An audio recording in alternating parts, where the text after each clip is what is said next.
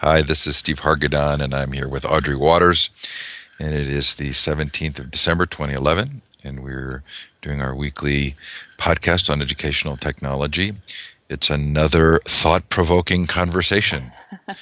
Thank you for that compliment earlier this week. No, this is great, and I'm excited to talk about the what I wrote this week. There wasn't a lot of news per se, but anytime you're working through these year-end retrospectives, like I have been, it's lots of interesting sort of things to think through. Yes, and this week you finish your Trends series. Yeah, How has that been? it's been it's been grueling. No, it's been fascinating to go back through and read everything from the beginning of the year. I think that the news cycle, particularly the technology news cycle, tends to move very quickly, and things happen, and we sort of there's a lot of buzz, and then we all move on. Things get forgotten very quickly, and so it was very helpful for me to go back through month by month, sort of through these broad trends and categories, and look closely, sort of what's happened, good, good and bad this year. So you made predictions last year. Are you going to make predictions in January? I am going to make some predictions. I can't wait for that show. How fun. Okay, well, let's start with Code Academy, Yes. which is not Code Academy, Right, which is right? what prompted me sort of to write this story in part. Someone posted on a Facebook. There was a Facebook comment saying, "Why isn't the media paying attention to Code Academy?" There's been a lot of talk lately about minority tech entrepreneurs, and that's just funny that here's this group out of Chicago founded by two African American guys, and no one's written about it. And then someone said, "Oh, we have written about Code Academy, and Audrey hates it, and it's awful." I thought, "Oh, no, wait, there's two separate things." So I took a look at Code Academy, which is, I think it actually addresses a lot of the issues that I had with Code Academy, an online tool. Insofar as Code Academy actually is this face-to-face learning program that's really project-based. It's designed to get sort of folks with very limited computer skills up and running with programming, but based on a project that they actually want to build. So you come to the program, and you're sort of working towards your own goal. So this isn't new. I mean, No. independent courses for programming have existed for a long time. What's the deeper story here? Why is this valuable? Well, I think we're starting to see a lot of folks recognize that some of the traditional ways in which we're accustomed to attaining knowledge, right? Particularly our skills, aren't really working anymore. And this is a trend that I looked at in detail this week too. But I think that's particularly true when it comes to programming, right? So you can take a computer science, you can get a computer science degree, but that doesn't really necessarily mean that you're sort of learning the latest and the most important and the most useful web technology tools. And so I think that there's become an increased demand for sort of faster programs instead of a 4 year or a 2 year degree. And just I think there's just a lot of interest in people gaining skills that they see as very marketable, very useful, very practical. Yeah, I was intrigued by this because it raised so many issues that sort of get addressed in other posts you have this week. For me, the deeper story was that we're not actually doing much teaching of programming Right. in the K-12 level. Oh, yeah. Well, that's a story that I wrote this week, and I was actually surprised. Like, sometimes I'm really shocked with the reactions that my stories get. This was I wrote something based on a really terrific article in THE Journal this month that looks at some of the deep reasons why in fact, uh, computer science and programming, but computer science, will say that, isn't part of the required K-12 curriculum. And to me, it sort of feels like a duh. We need to be teaching these skills, not just digital literacy, as in how to use software, but really thinking through, sort of looking under the hood. What does it mean to actually build? Think through programming, learn computational thinking, think about logic, and it's something that we're just not teaching. And I was surprised that the reaction from a lot of people was people push back and say, no, it shouldn't be a requirement. Why would we want to require computer science? It's not necessary. We already do enough. Kids just need to learn how to use computers, but they don't actually need to learn how to program. So if we weren't doing such a pathetic job in this area, you might even give that argument some credence, but the fact that we teach proprietary programs, we don't really teach open source programs largely, it just feels like this is a huge blind spot for us. Yeah, I mean, and again, as things push forward, and we find that again, the sort of the traditional learning institutions aren't meeting learners' needs, right? People are going to turn elsewhere to find these skills if they aren't at sort of public school, sort of the K-12 public school. If they're not happening at college, then I think we're going to find more and more of these whether they're nonprofits or private companies, online classes that are stepping in to fill this need. Seymour Papert really carried this torch, and Gary Steger, sort of continues to carry it. The computer science course in high school, at least, or K-12 arena.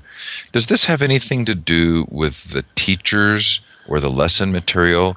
Does it even relate to kind of the commercialism of how lesson plans get done for computer science? Oh, that's an interesting. I hadn't ever thought of that. I would say in some ways it's. I think that it's one of these.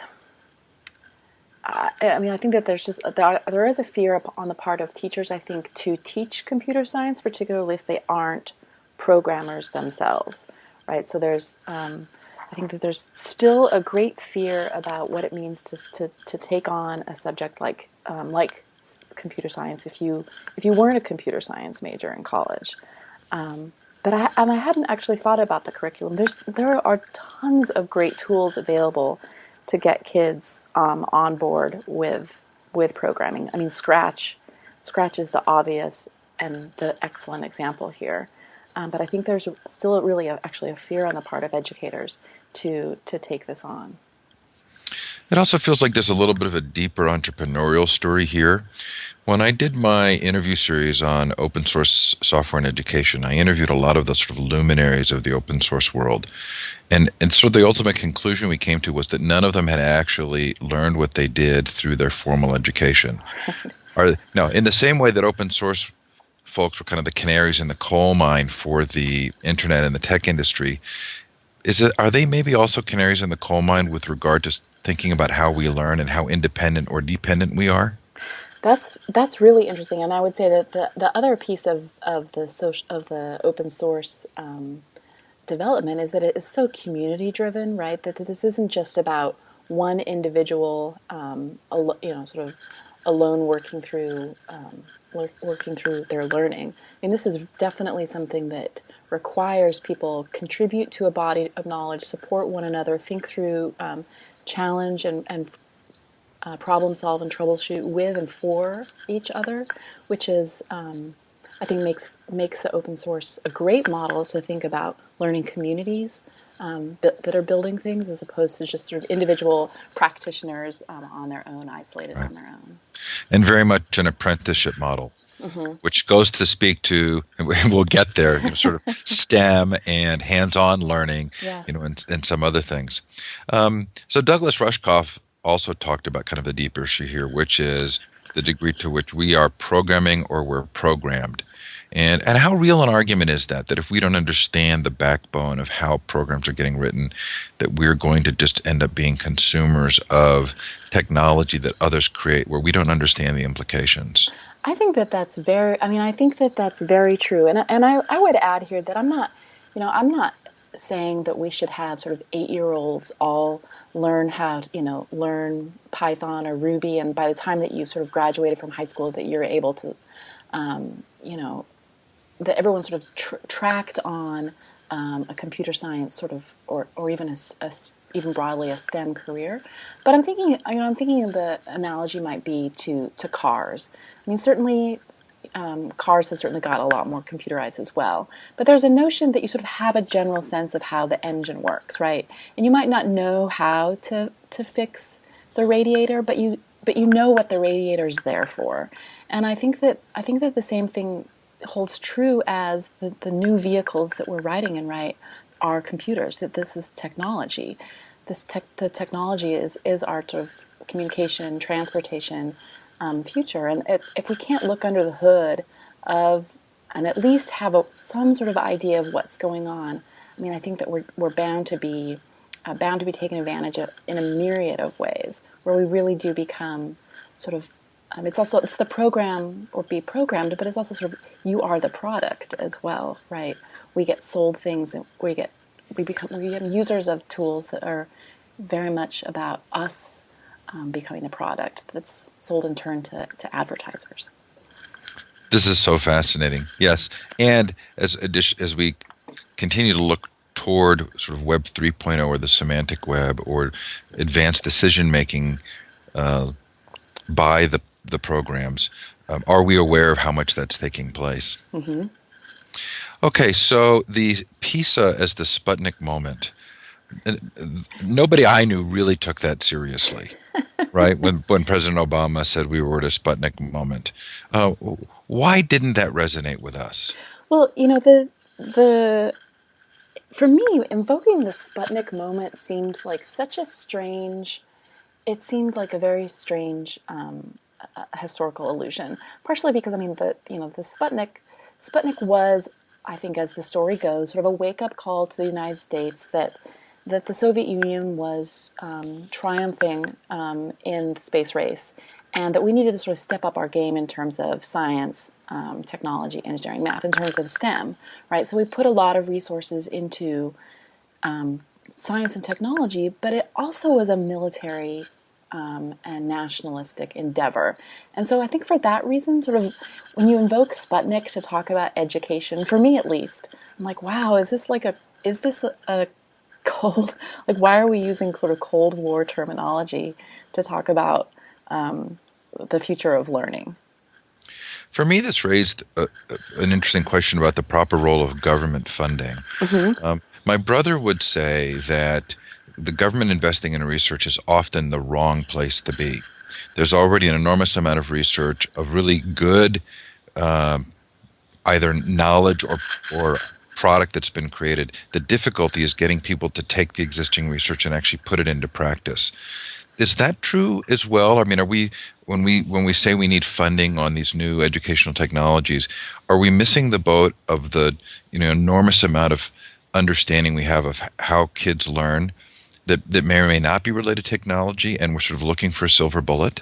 Well, I mean, I would say may or may not be related to technology, and may or may not fill into the kinds of funding grant proposals that the government is looking to underwrite. It may or may not be the kinds of things that attract resources at that scale. Thinking about sort of which sorts of companies would do well to compete for DARPA dollars.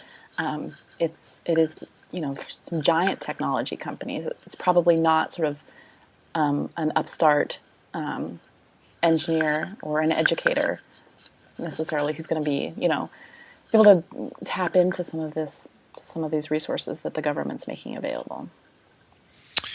Okay, so there's also this connection between STEM and jobs and the economy, which is kind of a common narrative we hear. And one of the criticisms, the pushback of that narrative has been that we're not actually not filling those jobs. Our economy is not languishing because those jobs aren't being filled. It's just that our students may not necessarily be the ones who are prepared to step into those jobs. How does this tie together? Yeah, actually, I think that's one of the things that sort of fascinates me. Looking at the economy this year, sort of worldwide, I should say, the global economic downturn, and then looking at the thriving technology industry, and thinking about the ways in which one part of the sector, which is a demand for these very, for programming skills, for high-tech skills, for STEM skills, is really doing well and is sort of demanding more labor. And I'm not sure that we have sort of the right people available to fill those jobs. And I'm not sure that some of the people who are out of work are sort of retrainable in a way to fill those jobs either. Yeah, I was left feeling like we're doing a little bit of the skipping of a step thinking, Mm-hmm. which we determine the outcome we want, which is a more vibrant economy.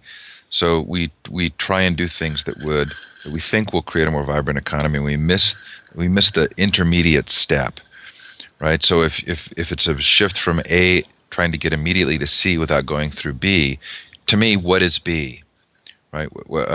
How do you really help people? And if we have low graduation rates, if we don't have participation in these classes, if we have high dropout rates in STEM and computer science classes and medical classes, what's the B? And I'm still not quite sure, but it feels as though we're focusing on the end result rather than on the process to get there. Yeah, I mean, and I would add to that too that although the technology sector is booming, sort of the rest of STEM, right? The science, engineering, and math. I mean, it's not as though we're having sort of this. There's not a national shortage in you know bio biology and bioengineering in the same way that there are, I think, there is a perceived shortage in the tech sector. But I think that when we think about sort of STEM futures, it goes back to what we were just, or preparing kids for a sort of a more STEM-oriented future. It goes back to what we were talking about a few minutes ago, which is the way in which technology in particular is really permeating our lives so utterly that it seems remiss for us to not help students think through what that means, right? Whether or not they sort of end up working as programmers or police officers, right? There's still going to be a higher demand for technology skills in the future. And the hands-on learning piece is a big part of this story, right? Yeah, I think so. I mean, I think so too, and I think that that's partially why we're finding kids, why kids aren't drawn to these. Well, I mean, I think that's why they aren't offered. Why some of these classes aren't offered is the impulse to do a lot of standardized, to do a lot of testing, creates less time in the classroom for these hands-on experimentation, which is something that I think draws people to these areas. So in the last couple of weeks, I've discovered an app on my tablet, which is an Android tablet, that has really significantly shifted my productivity. It's a mind mapping app called Thinking Space that in the last day or two was actually just bought out by another organization called MindJet. But I've done mind mapping before, but on the tablet it became a whole new experience. In fact, even better experience. So how has the EduCreations whiteboard app done the same kind of thing or undergone the same transition? The EduCreations app is interesting. I've seen a couple of there's a number of other companies that are building similar tools to this. And so what this allows you to do is that you can hit record and you can sort of narrate and then manipulate with your finger, draw objects, pull in pictures, and create a little video tutorial on your tablet with both your voice and the animation that you sort of and writing that you've done with your finger. The interesting thing about EduCreations is I think that they're actually stepping up the game with the technology. This is although they're sort of late to the game, there are a lot of bells and whistles on this that make this pretty cool. For example, it'll automatically pause the voice recording while you go and grab a photo and help position photos in your tutorial. It's also HTML5, so it's going to work across devices. That being said, this is something that we've said again and again and again, which is sort of what's your business model? How are you going to make money? You're giving away this app now. What happens down the road? What happens down the road with videos that people have made? If this company does go away. Well, it reminded me of Jing in some way. Was that Mm-hmm. an appropriate connection? I mean, the idea that you could actually do some things and record them, create a short, quick tutorial on a device that's very handy. Right. I mean, it's not quite screen capture, right? Because you're still limited to the whiteboard, the sort of the whiteboard app itself. But I think it is a gesture towards just that sort of thing, making these very short video tutorials. It's a very easy tool to use. Okay, so your next post had a snarky finish, and I didn't realize I was missing the snarky endings. And so this is YouTube for schools, and and my question was, is this the right solution to filtering issues? Yeah, I mean, This is a tough one for me because I feel as though, yes, I mean, yay, thank you, Google, for addressing what is a huge sort of a huge pain point for teachers and students, right? It's that YouTube, which is really, I know there are alternatives. I know there's TeacherTube. I know there are other places you can host videos, but YouTube is the most ubiquitous, easy to use, best video sharing tool available right now, and it's blocked at almost all schools. We'll find that their filtering software, blocks YouTube. And so what Google has done is create a special channel that redirects educational content, and you have to imagine I'm making air quotes there, educational content, so that so the schools can just unblock that subdomain, and students can still have access to video material. I made a set of I mentally made a set of questions up as I was reading the article, and then you asked everyone at the end, right? What is educational and what is not? Who decides what is educational? Right. I mean, and I think that this is where a good move on the part of Google, right? And frankly, a move that they have to make, considering how important video is becoming in schools, right? Google I think, has to do something here. But you're right. Like, what counts as video? When they wrote up their news announcement about it, Google said sort of, no funny kitty videos and no music videos. And I think, well, I mean, what's wrong with funny cat videos? I mean, the internet is founded on funny cat videos, and really, what's wrong with music videos too? Well, more than that, we know stories ourselves of how learning has taken place through the copying of musical song or performance, Right. Over video generation to video generation. I guess I left the story feeling very much like what we're beginning to understand is how much we've constrained what we see as educational. Yes, I think so too, and I think the flip side of that is how much our fear of, quote, inappropriate material on the internet, and I realize there are sort of legal restrictions to this, but our fear about kids finding inappropriate material on the internet really closes down a lot of opportunities to, I think, move forward in a smart way of thinking about how learning and how accessibility to content operates. So tell us your snarky ending. Well, Google said, I asked them, I said, how does a teacher get their content approved, right? What if you really do want to use a funny cat video in your class? And Google said to me, well, they just need to ask their local, their school IT administrator to grant access to that video, which has been the excuse that we always hear about filtering. Like, oh, is Ning blocked at your school? Just ask the school IT administrator. Is Facebook blocked? Just ask the IT administrator. And it's not it's not an answer. It's not a sufficient answer. I laughed out loud. I don't know if Okay, Google did, but so there's a guy named Chris Avenir at Ryerson University, a student at Ryerson University 3 or 4 years ago, who took over a Facebook study group and was brought up on 200 and something academic charges for actually running a study group when the university felt that it was not appropriate. You highlight the fact that Facebook is piloting an actual EDU exclusive kind of group project or program. So how far have we come in 3 years? well, I think this will be an interesting one to watch. Partly because I think that we've seen there's a number of schools and a number of startups too that are really recognizing that, like it or not, all of the all of the sort of bad press that Facebook gets, that students really do gravitate there to support each other, both socially, of course, but also academically. And I think that people are studying together on Facebook. People are using Facebook to talk about their school, their school experience, school student life, if you will. I mean, and remember, this is where Facebook was initially founded, was at Harvard, and it was very much a school academic life sort of focused thing before.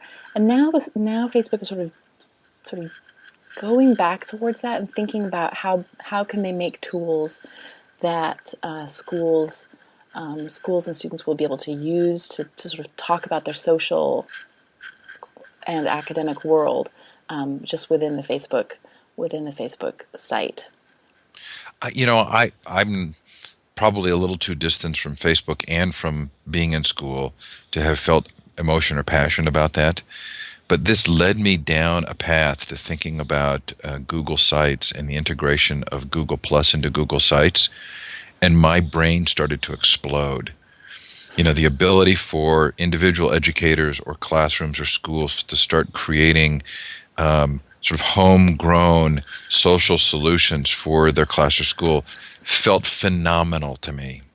Yeah, I mean, and I think that's one of the big differentiators there, I would say, between the Google Sites sort of tool and the ecosystem around it, and then Facebook. Right. At the end of the day, Facebook is very much a walled garden, and if what you create on Facebook, whether in a special academic group or on your own, in a group that you make yourself, isn't something that's going to necessarily be available to others. It's not going to be indexed on the web. I think it's we've been thinking a lot this year about how the learning management system might be changing, and I have to wonder if we're going to lose out again if we just put material behind another wall. Yeah, my brain is literally exploding on this Google Sites and Google Plus. I just think the potential is phenomenal. Okay, so I think we're to trend number 8 here, and you covered 4 trends this week. This one is the higher education bubble, and is this a compelling story, but also a red herring? I don't know. I mean, I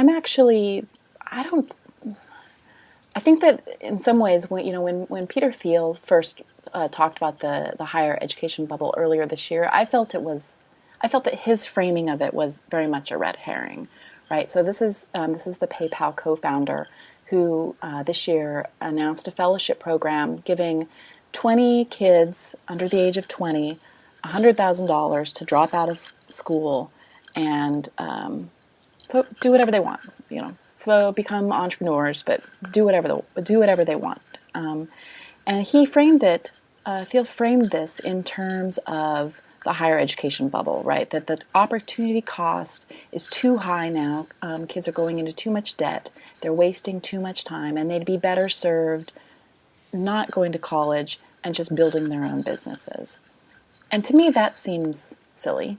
That seems to, and which I found sort of the proof to me was when Peter Thiel chose his 20 students, and they were virtually all from Ivy League schools, and they were, I think there were only 2 women. I mean, he definitely chose from a population that, yeah, sure, doesn't need to go to school. But I think that that's not the case in all circumstances. But then as the year progressed and I saw the Occupy Wall Street movement really take off, and the student loan debt became such a cornerstone of people talking about the real burdens that people face in terms of being able to become entrepreneurs, sure, but just being able to sort of make their, pay their bills because of the student loan debt. I do feel as though we are going to have to really think carefully about why people go to college, why we go so far into debt, and what it's worth. So the core of the story, the fact that it's very expensive to go to college, even if you're not going to an Ivy League school, and that it may not actually be providing you with the right skill set for our culture and society and the job market right now. There's a lot of truth to that. The solution piece of dropping out and starting your own business probably only really applies to the very small minority who are ready and prepared for that, who already kind of have the degree, cachet, or whatever to do so. But clearly there is an issue here about the cost of schools, and it felt like you kind of addressed that. Well, and I In that. think that, I think that we're seeing, I mean, it's a bit like what you started this podcast, talking about Code Academy and talking about these other opportunities for people to learn programming in technology skills in particular. And I think the advent of the Open Badges project from Mozilla is another signal that we're starting to think through how accreditation works, right? How are we going to reward people for the work, the informal learning that they've done, or maybe not reward, but how are people going to signal that they've done this informal learning if they don't have a degree? Is there a degree to which we fall into a trap that's kind of a common trap, which is believing the world works logically when oftentimes it works in very other ways, and believing that going to college is about acquiring knowledge and developing a skill set and getting a job, when a lot of that may just be the people you know and the good old boy network and the University Alumni Association? To some degree, are we going to maybe see a shakeout where schools that still provide that kind of non-logical but quantifiable value will be able to continue to charge, but others won't? I think that, if you look at the history of, right, the MIT open courseware, that was sort of part of the rationale that the faculty made 10 years ago, which is we can give away the content of the courses and it's not going to matter. People are still going to want to come to MIT. They're going to want the degree, obviously, but they're going to want the sort of experience. They're going to want the student experience. They're going to want the, time with faculty. They're going to want to have these opportunities to network with each other. And I think that, that's actually something that universities will continue to offer. They'll offer access to libraries, they'll offer access to sort of research facilities. But I think we're starting to see other institutions that might fill some of those gaps or, some of those roles for some people. Yeah, and interestingly, Code Academy is not cheap. And No, as you pointed out last week, most of the users of the open courseware material at MIT are actually MIT students. right, right. Fascinating. Okay, so Stanford has this online education experiment. How many people participated in the first open course? Yeah, this is actually mind blowing. That some over 100,000 people, over 120,000 people, I believe, initially signed up for the artificial intelligence class. And although most of them have dropped out, there's still some 35,000 that have completed the class, that are doing they're doing the weekly exercises, that are taking the tests, that are watching the videos, that are participating in the online version of the class. I think it's. I mean, and for those who complete the class, they're going to get a. They won't get college credit, but they will get a letter from the two professors, from Peter Norvik and Sebastian Thrun, saying that they've successfully completed the class. And interestingly, I read this week as well that the informal learners in this class are actually doing better than the Stanford students. I am not a litmus test for the value of ideas. I know there are things I don't get that end up being brilliant, but I don't really understand where Stanford would be going with this. Yeah, well, this is, and I don't know either, again, thinking about MIT, Stanford isn't part of the Open Courseware Consortium. So Stanford does have some open education classes that they offer. And so I'm not actually sure what their plan is with this either, because I don't actually think it's part of that lineage of open education. I think they're doing something different. I also heard that some of the best students got recruitment letters for the spin-off company that the professors are founding. So, I really don't. I don't mean to. I don't mean to be flippant here, but I think that there are other economic factors at play that I'm not sure we're sort of seeing the big picture yet of what Stanford's doing. Interesting. Okay, so for trend number 9, top ed tech trends of 2011, your trend is open. And why aren't you patting yourself on the back for this? Well, I think for one thing, I think it's an easy prediction. It was an easy prediction to make, to say that 2011 will see more, more open content, more open research, or excuse me, more open education resources, more open source tools, open data. I think that was sort of an easy. I think that's sort of an easy trend to predict. And so I don't feel like I get full credit, and I don't think I get full credit either because it seems like sort of a mixed bag. I mean, we have seen some good news this year. We have seen, funding, for example, federal funding for open education resources for community colleges. But at the same time, we've seen sort of funding taken away. We're seeing the publishing companies really scramble to adapt to new business models around digital content, and so I just don't feel as though open as an adjective gets to sort of march forward unchallenged or uncontested. So I think I've talked about the fact that I gave a session at the O'Reilly Open Source Conference and at the Open Education Conference sort of on why openness isn't working in education. And for me, the flashpoint or the sort of the easy marker here is this Chrome Firefox issue. Yeah. Right. We're all for openness as long as it's the most effective or efficient way to do something. But then, I'm a heavy Chrome user and I consider myself a huge supporter of openness, but I use Chrome most of the time and I don't use Firefox. So are there sort of cognitive social realities around openness that we're going to have to kind of grapple with as we realize we're not just built to take the high ground? No, I think that that's true. And I think that, it also gets complicated when you think of companies like Google, who I think, and I say this as a big fan of Google, but that I think that Google wields the term open very broadly, and I think likes to associate Chrome, even the Chrome browser, which isn't open source the same way that Firefox is. I think then you'll get pushback saying, well, Google is open. Google's open source, right? Android's open source. Google's open. And so I think that we're sort of seeing that term is really quite complicated and used in ways that, make Richard Stallman very unhappy. I was just going to bring Richard up. Yeah, because of course not all.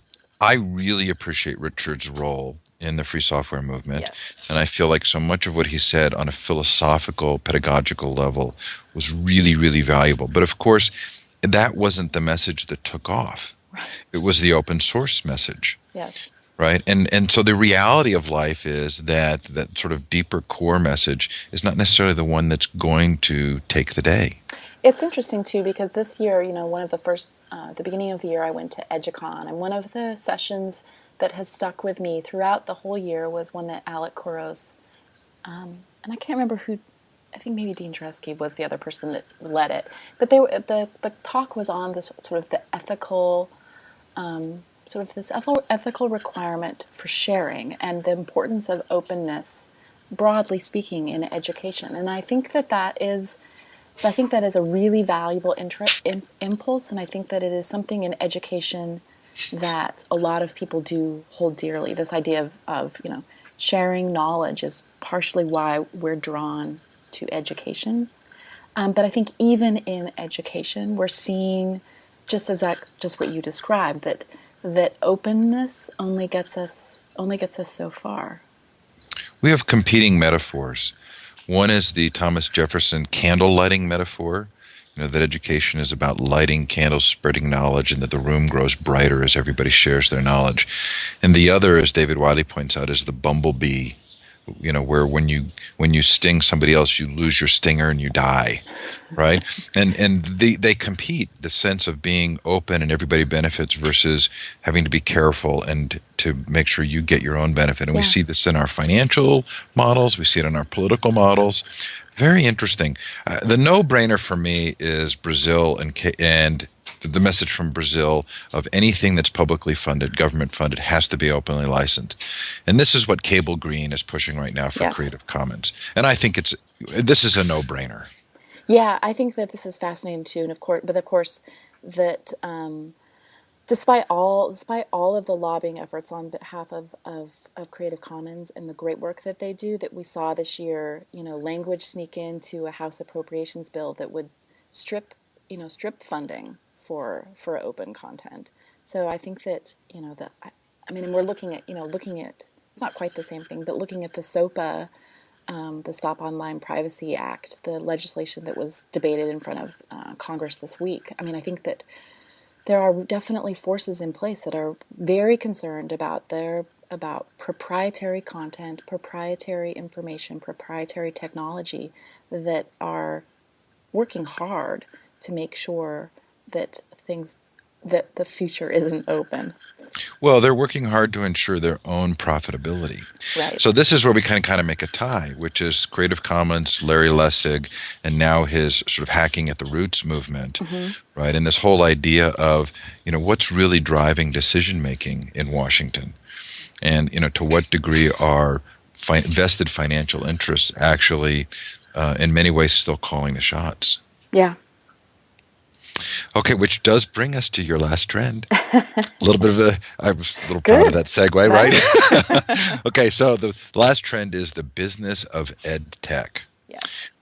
So Clay Shirky talks about kind of the period of time after the advent of the printing press in which there was chaos.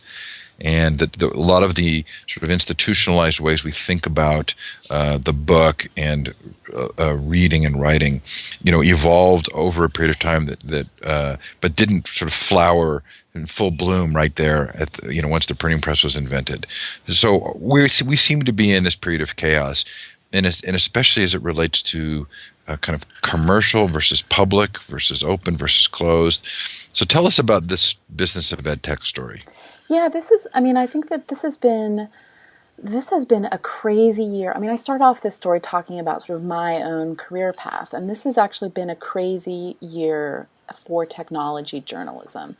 Sort of not to sort of go too inside baseball here, but a lot of the major technology sort of blogs have had all sorts of sort of scandals, acquisitions, hires, fires, takeovers, departures, in some ways, it feels as though it's it's this craziness that reflects really a very booming time for the tech industry. I mean, the number of Apple became the most valuable company in the world this year, and I think that that's really significant. They're more And not an valuable. open company either. Right, and but more valuable than oil, right? More valuable than ExxonMobil. So we've reached the point now where technology is more valuable than I would say this is sort of high tech versus the industrial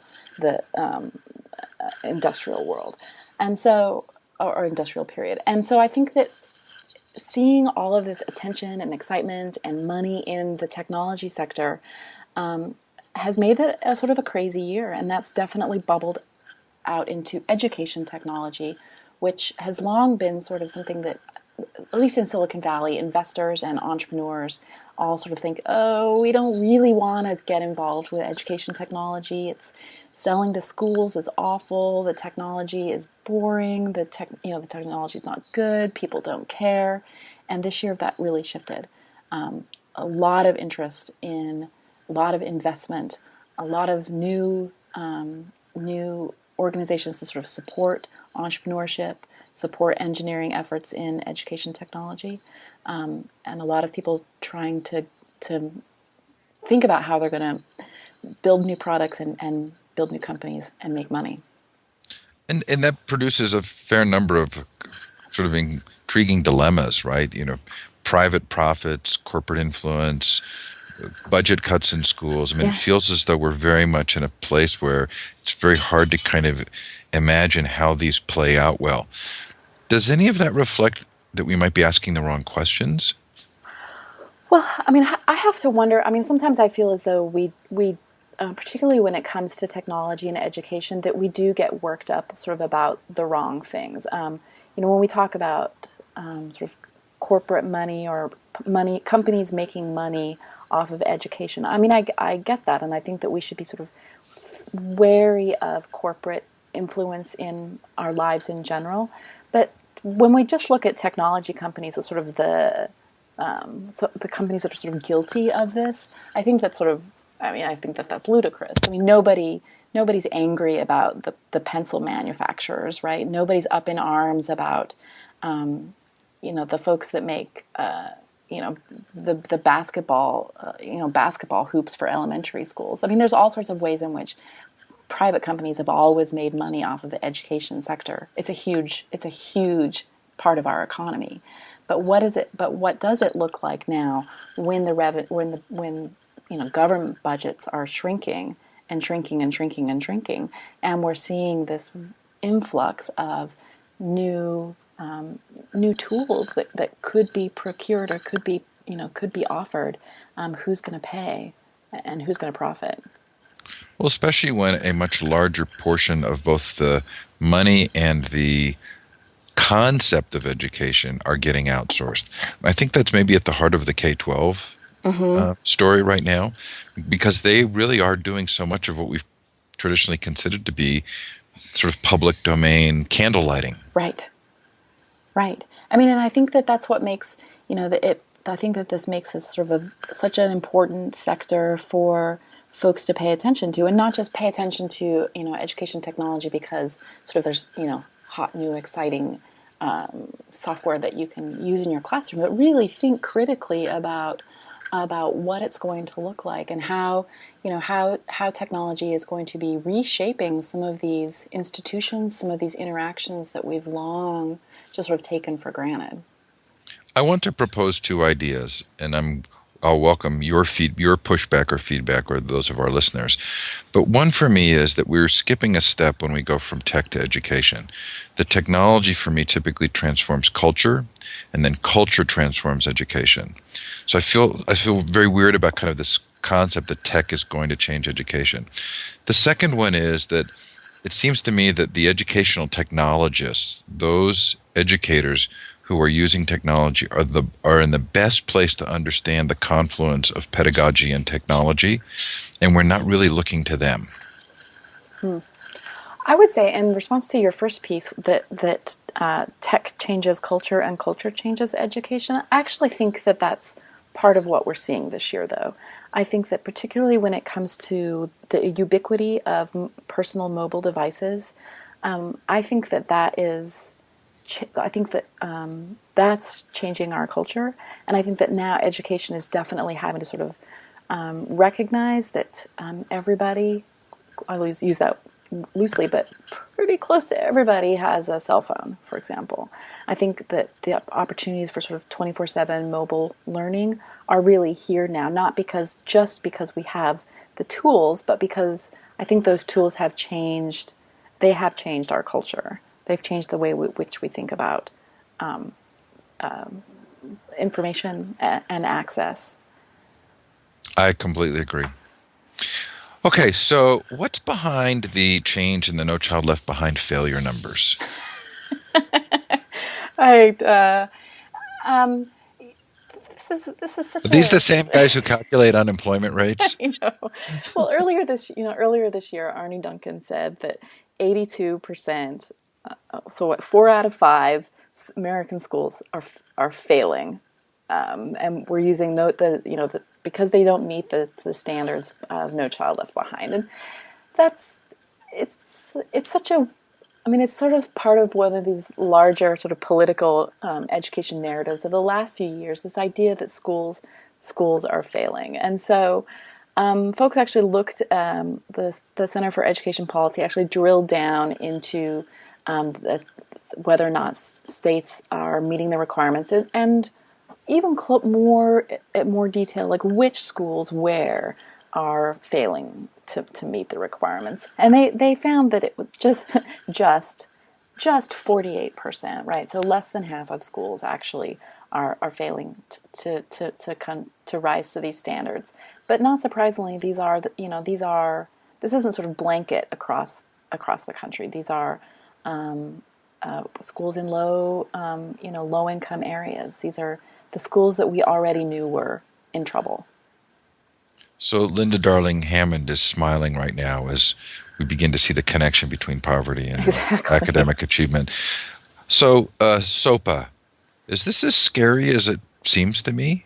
This SOPA seems really scary to me. I mean, and I think that it's there's been a couple of episodes in recent years, both the Supreme Court and particularly the legislature, where I want to sort of shake these government officials and say to them, it's really not okay that you don't understand the internet, right? We've got 2000 or almost 2012 here. You need to know that the internet is not a series of tubes. Like, that was cute, maybe 5 years ago and funny, but it's not funny now. And it's not funny when the government has in its power sort of this law, this piece of legislation that they're looking at right now that really could have such a devastating impact on the internet as we know it.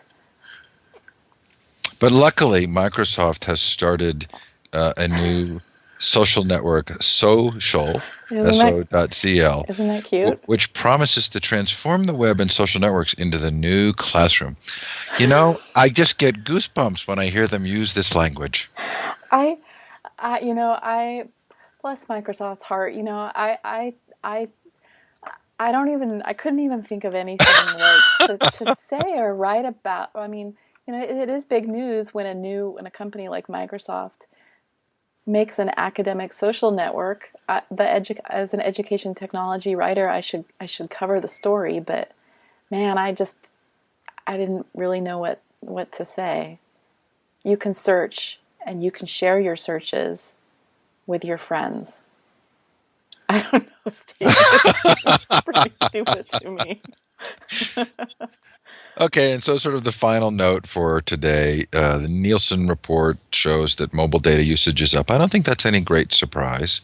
It shows that texting is still a hugely popular way of communicating for teens. Again, that didn't feel like a great surprise either. Was there more to this story that makes it valuable to us? I think it's interesting that we are seeing that. I mean, we've known for a long time that kids are fervent text messengers, and we aren't, and that continues to be the case, right? But what is interesting, I think, that the fact that they're using so much mobile data, because that does mean that we're seeing a shift probably in the type of phones that are in kids' hands, right? So these are phones that have internet access. At the very least, even if it's a feature phone, it has some sort of data plan so that you can use the browser. So I think it's a shift in the kinds of devices that kids own. But I think it's interesting that even though they're using more data, they're still using text messaging to the same level. That they haven't all sort of reached this point where they're opting for messaging apps, for example. It's still the SMS, still text messaging that they're using to communicate. Isn't that interesting? One thing that occurred to me as I thought about that was that I actually have more control over sort of protecting my younger child through Verizon broadband on the mobile device than I do through my home-based cable internet hookup. And that made me actually appreciate why some of us might be feeling okay about having our kids using mobile data. Do you mean, when you say, do you mean like limits on what they can access, or limits on the amount of data that they can gobble up? Both. Yeah. But in particular, for a child under 13, you actually have a pretty good ability, even into the teen years, depending on what your parenting perceptions are. You have a pretty good ability to actually make sure you feel comfortable with the data that's getting to their phone.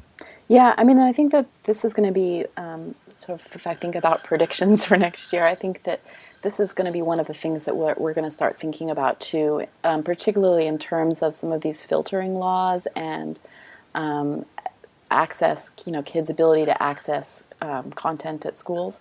I have to wonder when they're bringing their own devices and their devices have data plans, how that's going to change, or if that'll change things.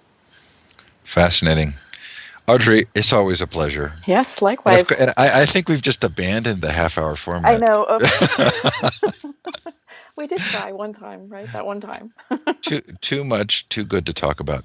Hey, you've done a terrific job this year. It was lovely to see the top 10 trends kind of close up. I'm sure that was an enormous amount of work, but I feel like you've added something really valuable to the larger discussions around educational technology, and I would like to thank you. Oh, thank you. It's been great, and I've got I've got some predictions for next year to make, and one more roundup posted. And man, I am so done with 2011.